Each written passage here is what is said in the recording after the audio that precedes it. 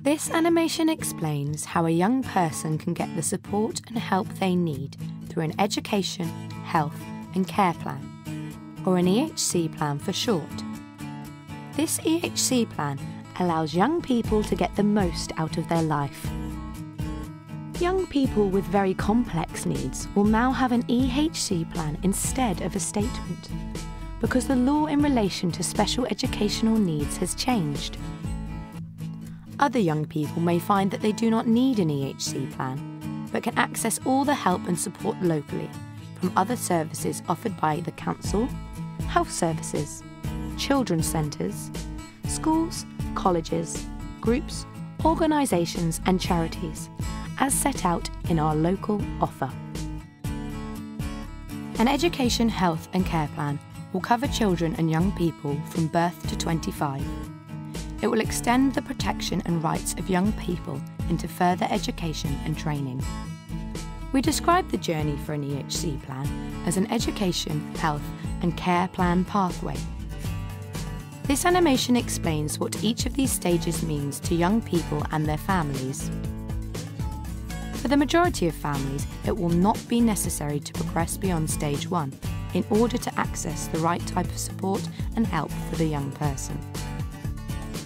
Stage 1. The local offer.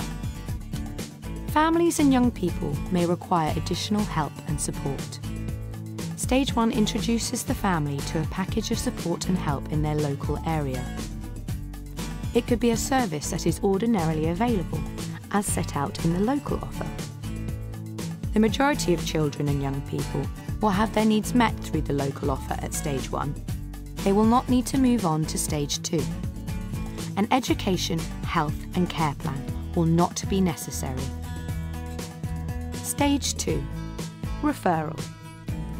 When the family believes that the child's needs are so complex and highly specialist support is required, it's time to move on to stage 2.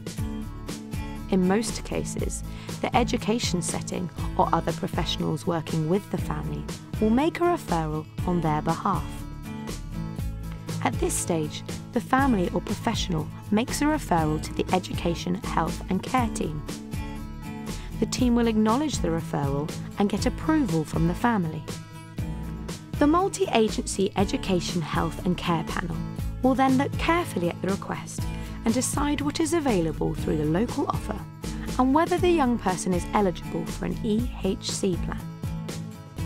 After a decision has been made, the team will contact the family to explain what will happen next.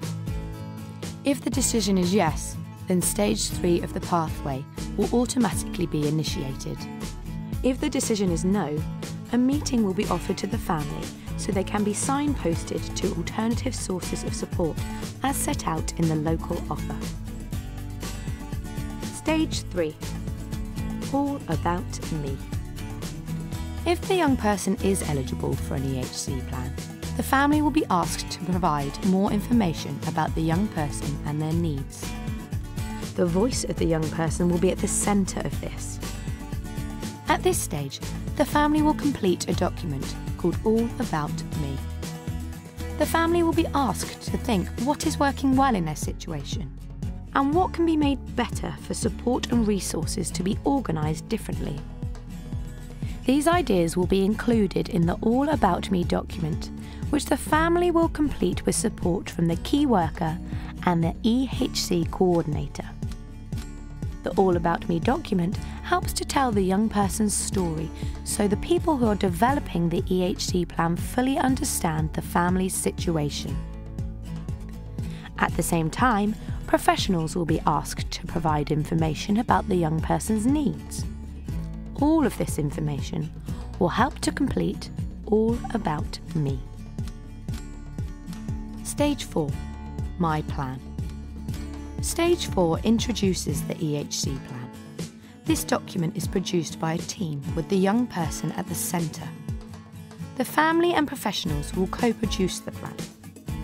The content of the plan will be discussed by the multi-agency education, health and care panel. The plan sets out what the young person will need to ensure they reach their goals and ambitions. The family will receive a written version of the proposed plan after the meeting. The family will have the opportunity to decide how they want to manage the budget which comes with the EHC plan. They may manage some of the funding themselves in order to best access support that the young person needs. Stage 5. Panel decision. At this stage, the EHC panel decides if the plan is necessary. The panel may decide that the young person's needs can be met through the local offer, in which case a meeting will be offered to the family to discuss these opportunities. If the EHC plan is agreed, a full plan will be issued. It will be finalised, the resources agreed, and the family and their supporters are now ready to put the plan into action.